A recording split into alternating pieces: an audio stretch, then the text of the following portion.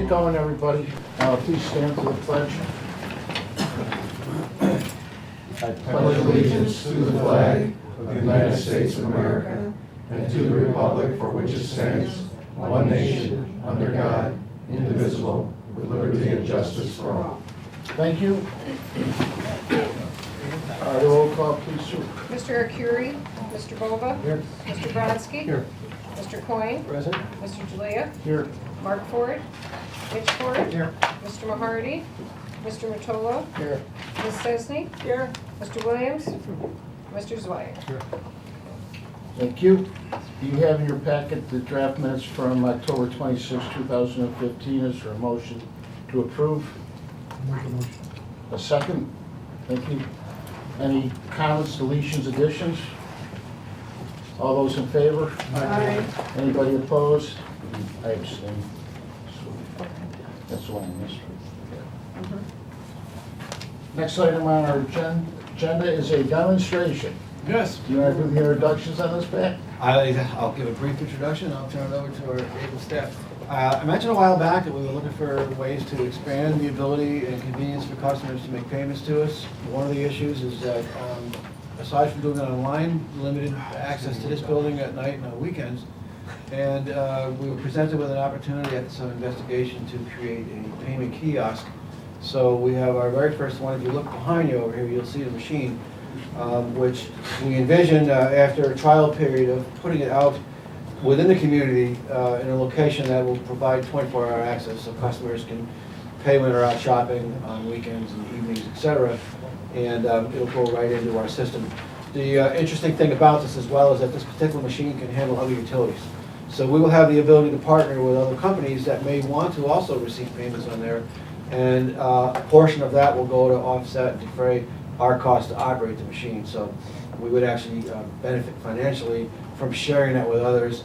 I won't say the company now, but there is an active interest expressed by another provider, a service provider, that may be willing to accept payments on that. So it is ready to go, and our IT staff as well as our customer service manager are here to show you how that would work. And we thought it'd be not only great for the board to see, but also to capture on camera, so anyone watching at home can see what part of our future entails. So I'll turn it over to Jim Mack, I guess, or Ann. Okay, so Ann's gonna kick it off. I think most of you know Ann Milgrano, our customer service manager. Good evening. As some of you know, I had some experience with credit union, large credit union in the area, and had noticed that one of their offices had gone to an all automated branch. And I mentioned to Pat that it would be kind of a good thing for us to kind of look at that.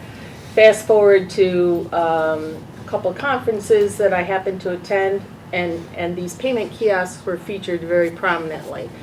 As well as a lot of testimonials and white papers on how convenient, how it changed basically how utilities were able to do business. So this we affectionately call Jack, and this was one of the units that has been featured. We took a look at this one because of the the financial arrangement that they were willing to make with us, so that we felt like we could try it out basically and see if it was going to work for our customer base. We have a lot of folks that come here and pay cash, and so we wanted to have a solution that was going to allow us to be able to take cash payments, and this is a solution that will allow us to do that. It also takes checks. It also takes credit cards. As some of you know, we have upgraded our website and our banking relationship a couple of years ago, so that we are now able to take our credit card payments at all hours of the night through the website. That really didn't answer the need for the cash solution. And so we feel this, after we test it and are able to see if it's going to be acceptable, and we put it out in locations that are 24/7, can be a solution for the cash issue. So This also comes with some additional things that we're going to talk about after we do a demonstration of how this works, and it's really pretty cool. So Jim, you want to come up? I want to interject as well. Yep. We started looking at this a while back, and the operations committee actually met and looked at several proposals that we fielded from different companies. And we got some pretty good feedback through that committee. Mark, who's not here tonight, had given us some pretty good insights from his own experiences as well that we used to be able to craft the arrangement with this company during this trial period. So this actually was done in conjunction with the operations committee. Okay, this is a kiosk with a company called AdCom Systems, or JACK, as they like to call themselves, Justified Automated Collection Kiosk. We'll give you a few features of the kiosks. It'll take cash, check, debit, credit cards, does not take change, and does not return change. We met with 6 or 7 different companies, and they all had the same idea. It's very high maintenance to have a change collector, very high maintenance to have a change provider. So we decided not to do that.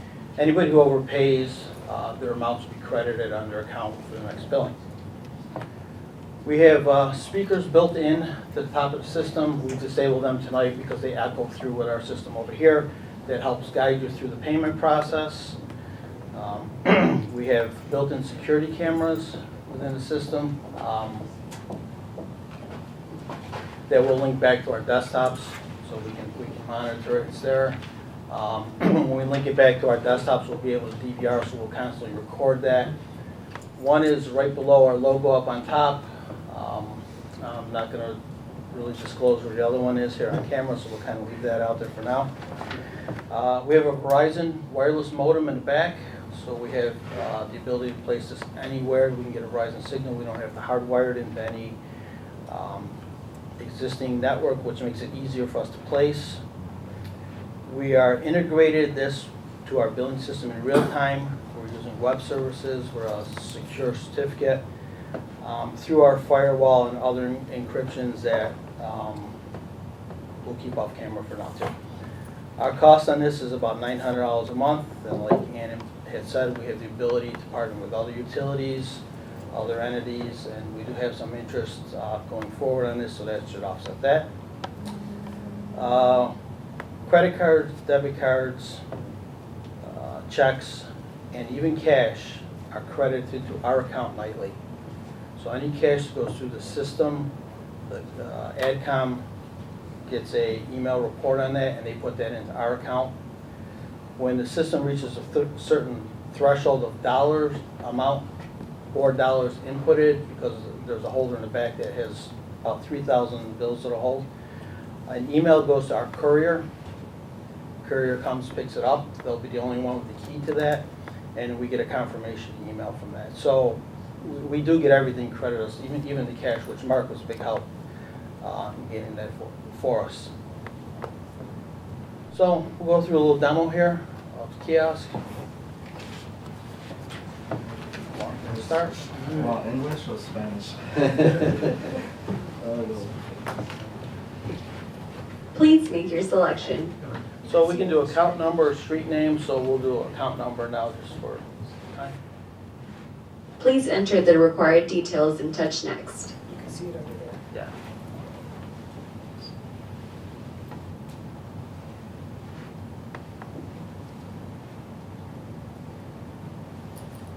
Please check all details. So we're here, Susan's department, Thanks, account balance. It's not late. Careful, Bruce. Account balance in real time right here, so. Got one. Please make your selection. Cash check, credit, debit card, we'll do cash, so Sue can't keep our money. Please enter the amount you wish to pay. Default's the amount you owe, so we're gonna, we'll pay $1 for Sue. Well, we have to get the dollar back. No. Please insert your money as shown.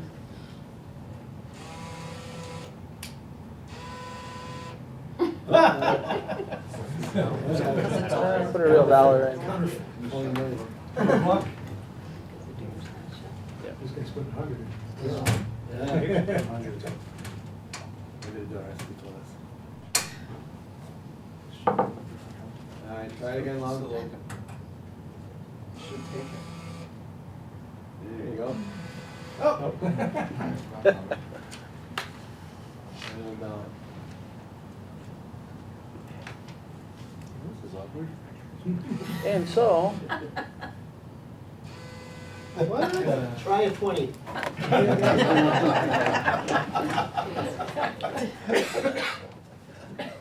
so anyways, moving along. It really doesn't like All that. right. It doesn't like you, Lon. So, You know, when I sold computers, you always said, never demonstrate. yeah. Absolutely. There There we go. Okay. All right. So hopefully you'll have a little better success than that. With a little better customer input. Okay. Confirm the amount you want to pay. Please make your selection. So we have the option to print the receipt if the customer wants it, and we have the option to email the receipt. Looks like this to the customer also, so we're gonna do that too.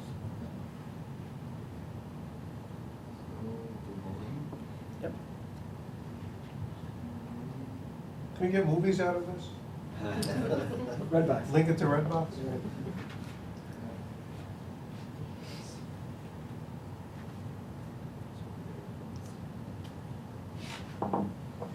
Please take your receipt and have a wonderful day. No, no. So we'll kind of say hey. Please make your selection. So there we go. So that was that's full kiosk, payment. yep. All right, so there's $1 credit on our account now. So you owe me $1. When do you think you're gonna put it out in So let's go. Yeah, let's our talk about next the part. rollout. One of the additional things that kind of drew us to this particular vendor for this is that they are also giving us an IVR system, a voice-over system, so that we can actually have payments done over the phone. And this has been something that we have been trying to implement for a while. We do get a lot of payments through our phone center, and so it does take us a bit to, handle those calls, and so we felt that if we had a way that we could skim them right off the phone tree and direct people who wanted to do their payments that way to go ahead from the menu selection, that we would be able to actually, get those calls off, and then the calls that take us a bit longer, explaining services and, if there's trouble and things like that, we would be able to devote our time to those type of calls. So we're gonna do a demonstration of the IVR system. Maureen, you wanna go ahead?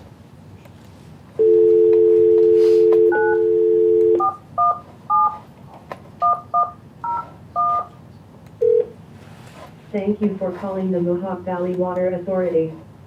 For English, press 1. Para Español presione el número dos. To repeat the above options, press 9. To pay by credit card, press 1. To repeat the above options, press 9. To go to the previous menu, press 7. Please enter your account number followed by the pound sign.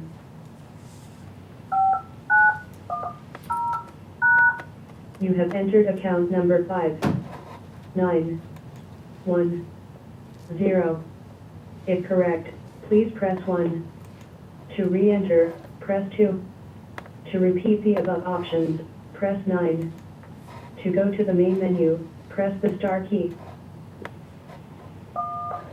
The name for the entered account number is Bruce Brodsky. If correct, please press 1. To re-enter As long as you're account paying the whole number, bill. press 2. To repeat the above options, press 9. To go to the main menu, press the star key. The amount due is $15,000.99. To pay your bill, press 1. To repeat the I above got a leak in the options, toilet. press Ellis, 2. can we borrow your credit To card? go to the previous menu, press 7. To go to the main menu, press the star key. Please enter the amount you want to pay and press the pound key. For example, if you want to pay $45.65, enter 4, 5, 6, 5 and pound.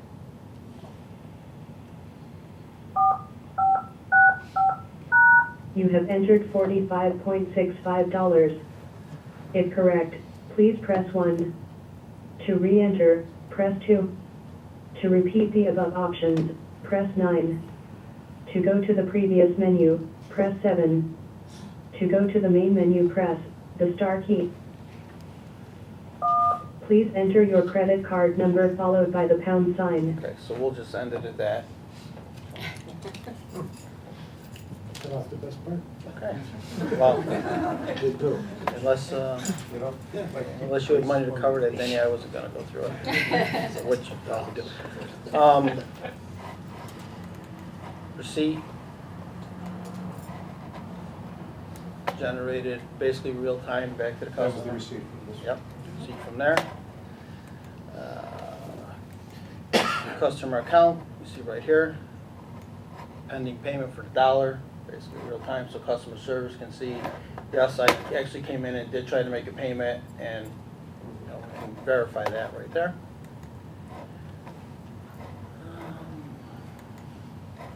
Little dashboard they provided for us here. Watch our payments, check our payments, verify as we've taken through. That's basically about it. Can you sell advertising? Yeah, can sell advertising on that screen, yes, And on the receipt? and on the receipt, yes. It's just a basic roll of paper, so we can actually print it, or we can put it on the back of the receipt. It's a pre-printed on the receipt, so either way. So we'll be hiring a marketing rep. No, but we, but yes, we can sell advertising. I would pay that. Yeah. Well, you know, and if it goes into a store, for example, and the store wants to alert customers to specials, and they want to flash information right on the screen. Well, if it goes into, if it goes into a store, the store will normally want you to pay for the space, like they do Redbox and everything Right. else. But if you can provide advertising as a swap, then you probably Yeah. should enter. There's a lot of possibilities with it. And it's, if you wanted to even run like weekly specials at a store, there's a web page that the company will provide. You just put your information in, and it'll upload to the system that night. So what was that $900 a month fee? That's for the kiosk. Just one? Yes, for the kiosk and voice recognition system. So there'll be a lot of things coming in through the phone that we don't have to deal with live on the phone. Yeah. I'm sorry for well, we want to see what the activity level is in this. Second one is tiered, so the more you buy, the lower. Traffic, you know, gets exposed to. As far as the rollout schedule goes, We're 40 end of the year. We'll be downstairs. so we're gonna start in this building, we're gonna get some customers to try it, see how well it works, make sure we understand from the customer standpoint what kinds of issues may arise. And if there are no issues, I know you guys are already talking to a couple of vendors that have an interest in bringing it in there. They know it'll generate foot traffic, as long as people are aware of it and are coming in to make payments. You know, if you look at Parkway Drugs, it still lets them make our payments. Because people know they can go pay a water bill at Parkway, and Parkway knows they're gonna get people coming in and, you know, hopefully buy stuff while they're there. We have an interest in another chain, I guess I probably shouldn't say camera, but there is someone that right now that's already interested in saying, we'll take a machine. If you're gonna put it downstairs as, even as a test, I'd make it a separate press conference. Yeah. I'd invite the media, Well, give them dollar bills, Yeah. really, you know, let them do it and. yeah, I Yeah, mean, and New the, dollar bills. Frank's giving us some prime real estate location down there, so we're really good. yeah, we'll have some. Whatever, don't demonstrate. Well, yeah, but the success of it is gonna be really based on public knowledge of it and acceptance of it. So, you know, the program goes nowhere if people aren't aware of it, so we're But gonna, have them do it and yeah, we'll publicize it. they're more likely to give it nice coverage if they're the ones doing the. We're gonna have a staff person there, helping customers through it, so it's not gonna be, you know, like they just walk up to the machine and not know what to do. So we'll be doing a lot of demonstrations and walking them through. Right, So- right. Even in the airports, I mean, you know, the self-check-in terminals have always done there, but they still have people that hope someone walk through it. Right. Before. Where do we have this in the budget And if we're starting with one, how many machines? Well, we haven't decided on moving past one yet, we wanna see how well this goes, so. No, I understand that, but what does the Um, budget provide for number of sheet? It's machines? in is it in IT budget or finance department, I forget. The money for the 12 months is in one of the budgets. So we're looking at it. It's in the FNA, it's in our finance section. Finance and administration budget. How will you decide what level is reasonable to continue? Part of that's gonna depend on our success in getting other vendors to begin taking payments on it as well, because the more payments we get through other vendors, the more of an offset to our own costs. So, you know, our goal is to have it cost us nothing. And I don't know, will we make money on top of that, or is the best we can do eliminate the No, base you payment? can go above. We can actually generate revenue You can go above. off someone else, Yes. so, you know, if another utility drives a lot of payments into that machine and we're getting a piece of that, then we can even go beyond paying zero for it and actually making money on it. Well, I mean, the advertising is a bigger dollar. Yeah, than The that. advertising is gonna be revenue. but the bottom line is, ideally, it's an opportunity for no cost. Yeah. If we get it to a no cost, it pays for, that's paying for itself. Yeah, Yeah. right. Because remember, we still have the cost that we haven't really talked about a lot, but we have the cost of the bank charge. Yeah, And, you know, that's getting to be pretty significant. and there'll be less phone calls coming into our customer service staff if we begin doing what we did here on the phone call thing. So, you know, the We're also added helping convenience- for the 24-hour convenience too, so, Yeah. you know, we're trying to make ourselves a little more accessible, so. I think this is great. I'm going with you. Back to my budget question, Yes. Pat. Is this coming out of the general area of the budget? I guess what I'm getting at is, how many of these things did we authorize in our budget? Oh, Let's right say- now, one. Just one? Yeah, And just so one. if we decide to expand that. No, yeah, no, we have didn't to- like throw we have to talk about $60,000 that. in to go buy Yeah, 500. We okay. like it. No, no, That's no, what I no. wanna know. No, nothing like that. Just checking. No. Is anybody else, any other utility in upstate New York using this particular technology? Binghamton uses this exact same machine, This one? yes, for their city payments and water utility payments. Anything else? Is the sewer system going to pay you for having this convenience? Well, that's a good discussion question. that That's a question for the end of the table. I mean, that's on the water bill. That's- That's- well, Yeah, you're right. I'd rather have them pay for meters first, but we'll spend a lot more money on replacing water meters to guarantee their revenue. But those are conversations we can certainly try to initiate in the future. Any other questions regarding this? Good work. Thank you. The next item on our agenda is approval of the quarterly investment statement for the quarter, which is in your miscellaneous tab of the packet.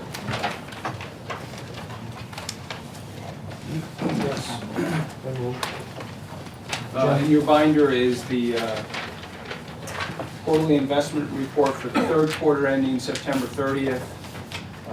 Just a reminder that under public authorities law, we're required to provide a quarterly investment statement to you that includes the investments, income, and expense related to those investments. Any questions? Is there a second? Thanks, Vince. Any further comments, concerns, questions? All those in favor? Aye. Anybody opposed? Thank you. Next item on our agenda, Finance Committee report. I don't think the Finance Committee itself met. Is there anything you want to talk about? I think in your binder is the latest monthly financial report. Just very quickly, consumption actually rebounded a little bit. We're down 4 million cubic feet. We're actually only down 2 million cubic feet. Our receivables went down a couple 100,000, so that was good. We're above budget in water sales for the year, and cash is in a good position. We have our retirement payment coming up in December, so we built a good cash amount so that we can make that payment easily. Any questions for Jim? No. Thank you. Thanks, Jim. Capital projects, you'll see that Dick has provided you with some pictures of some of the activities that have been going on through the capital program. Did I miss something? No. Just checking. Next item on our agenda is the Executive Director's Report. Excuse me, I forgot to ask you a question of finance. May I ask? Go ahead. Do we still receive revenue from the inline electric generators? Yes. Yes, yes. We do. Is that a purchase agreement with the, National Grid. I Yeah, mean, it's it's at, fixed by the state? Right, they're Yeah. required to, yeah, and it's at market rate. Anything else, I Vince? think it's about $130,000 a year. Oh, it's less than that. The Is it rates less than are that down, now? yeah. The rates it's are down, yeah. Probably 70 or 80,000 because the rates are so low right now. But we're done with the last payments. Absolutely, we've We're not- been done for several The years. turbines are paid for now, so we're no longer netting out the debt service payments, put them in there. Well, okay, then that brings up the question, what's the useful life of the paid-off turbines? Well, we just did some maintenance on them. You know, we do heavy maintenance on them every year. They should last decades if we continue to take care of them, so. Anything else? Okay, Pat. Couple quick things. We had, we had a draft report from the Western Atlantic County Water Regionalization Study, as you've heard us talk about in the past. Been looking over the draft report, Dick and I and others were discussing it and thought that it was nearly complete, but there were some things that we thought should also be looked at in terms of cost avoidance. Rather than simply looking at, we want to create some water capacity and there's alternatives to do it, and here's the cost of one alternative versus another.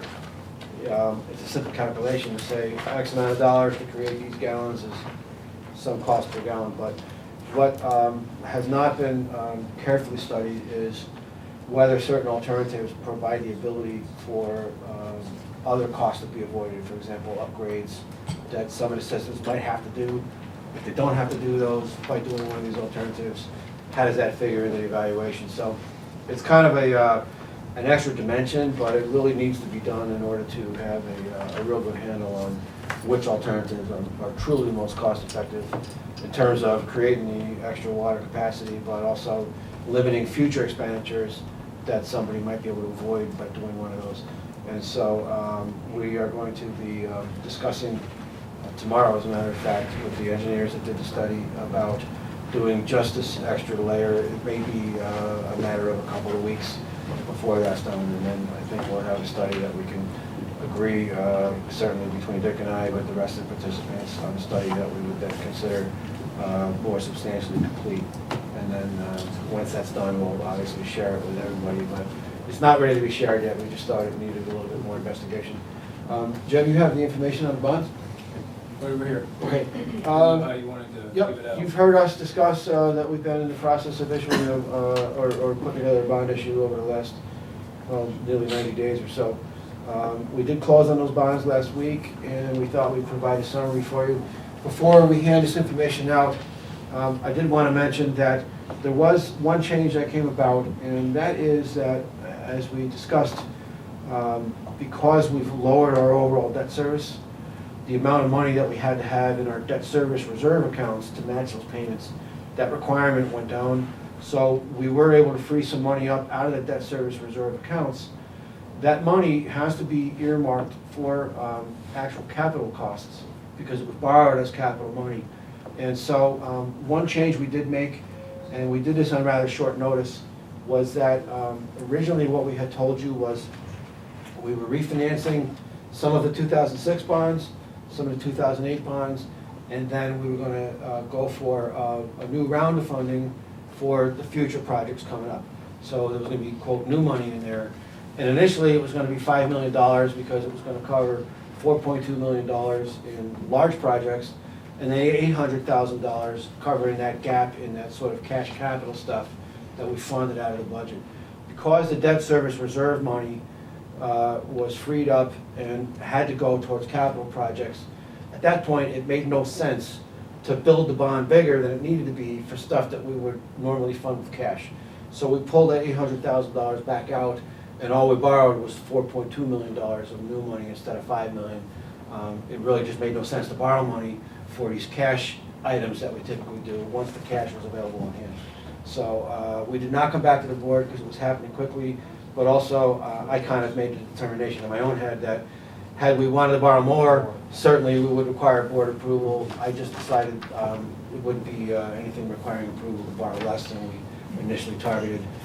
So the result is that the total debt service on the new money is going to be lower than originally anticipated, which of course is a good thing. Then we have a couple things to hand out. I'll just send these around. First and foremost are the, if you wouldn't mind just grabbing one thing and sending them down. And send it down. This is a summary of the performance of the actual bond issue. And then I have a couple things to talk about quickly afterwards. I don't know what order the pages are in, and I forgot to keep a page for myself, but Jim, you have that there? Sure. Maybe you could just kind of walk them through page by page. We have a summary, oh, here we go. Yeah, Yeah, okay. All right, so the first page, you see summary of refunding results. And if you look down, you'll see about a third of the way down, we have a true interest cost, where it says 2.93%. That's the effective rate on the overall borrowing. That and the net interest cost, we're right down in that 3% range. That's a combination of short-term maturities at much lower rates and longer-term maturities at slightly higher rates. That's the blended rate. What you also see, the third slot from the bottom, net present value, net PV of the savings, $2.2 million roughly, 2.223. That is the total today's worth of the long-term savings by trimming the debt service of the 2006 bonds to 2008 bonds. The actual, in terms of real dollars over the long term of real savings, is a higher number. The net present value of that is $2.2 million. If you go to the next page, what you'll see is on the actual refunding, that center, the second column, rather, where it says prior debt service, this is now a combination of the 2006 and the 2008 bonds. You'll see that the amounts for each year's maturities refunded was anywhere between $1 and $2 million, going all the way out to 2030, and then it drops off a little bit. That was the debt service that was in place before the refunding. If you look at the refunded debt service, the next column over, the numbers are quite a bit lower. And the column right next to it under savings, that's the annual savings moving forward in our budget. So what we have to budget each year for debt service payments is reduced by the numbers in that column.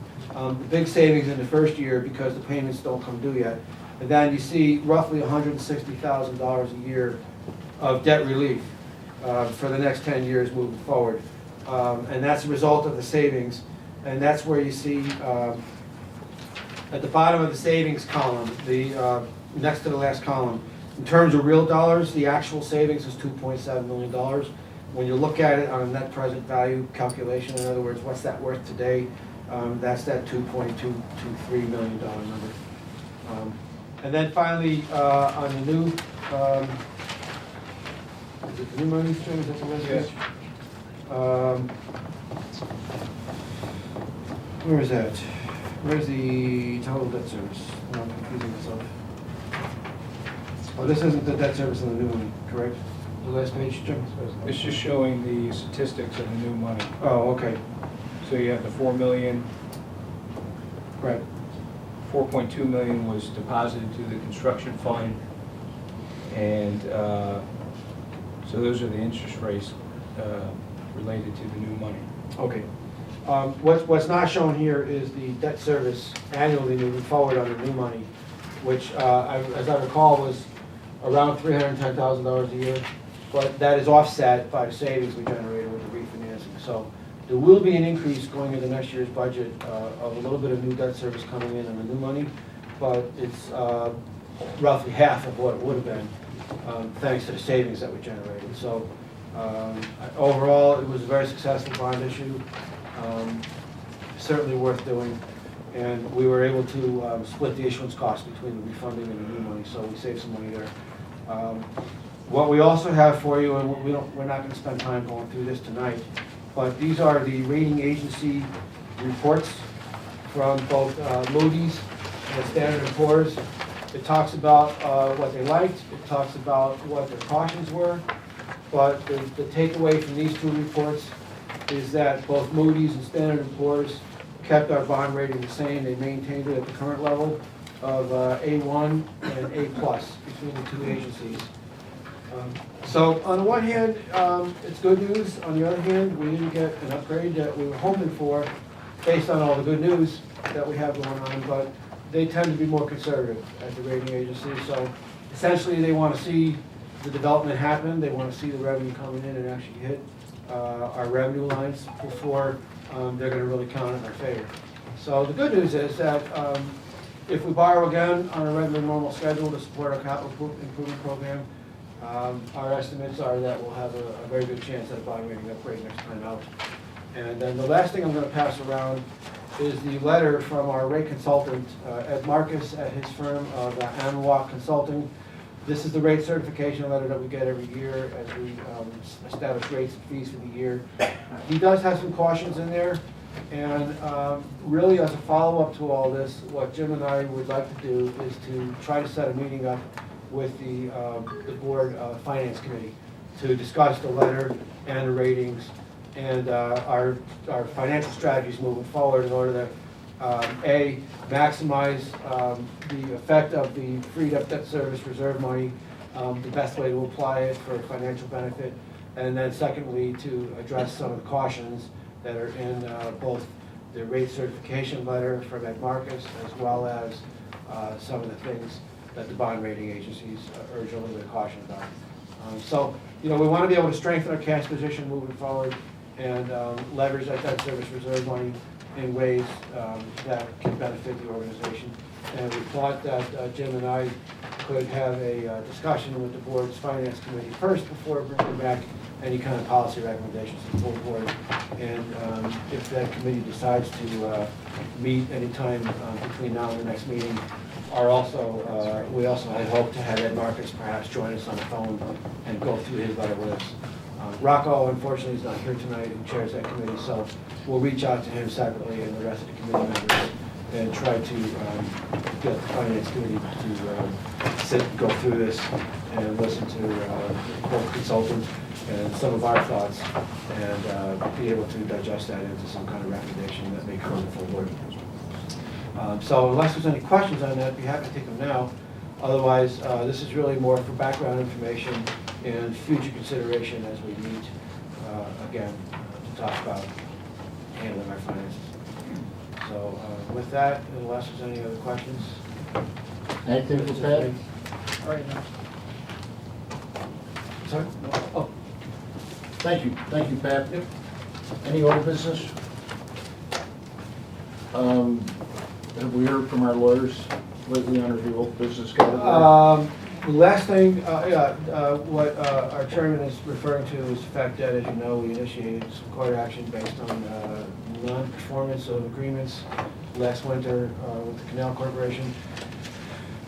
What happened initially was we went back straight to New York State Supreme Court, where the agreement was initially filed and adjudicated, and we filed for declaratory judgments on whether or not that contract has been properly executed and abided by. What happened next was that an objection was filed by the Canal Corp based on jurisdiction. And what they wanted to do was say, this isn't really something that should go back to the State Supreme Court for interpretation. It needs to go to Court of Claims as a sort of breach of contract, financial damage. They were trying to move the case down to Albany. Judge Hester made the decision after hearing both sides that it would stay within his jurisdiction at the State Supreme Court level. There is a clock ticking on whether or not that decision may be appealed by either the state or by the Canal Corporation. That timetable runs out within about 2 weeks or so. So we'll know within 2 weeks whether they're going to try to appeal the jurisdictional issue. If they do, we have a response ready to go for that.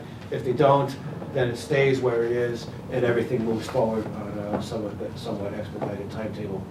There's a tiny bit of discovery that our attorneys would want to do, just looking at correspondence and notifications back and forth.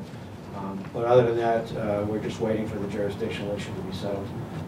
But right now, there's been no indication yet as to whether they'll appeal that decision, and the time is running out pretty quickly on that. So that's where we sit today.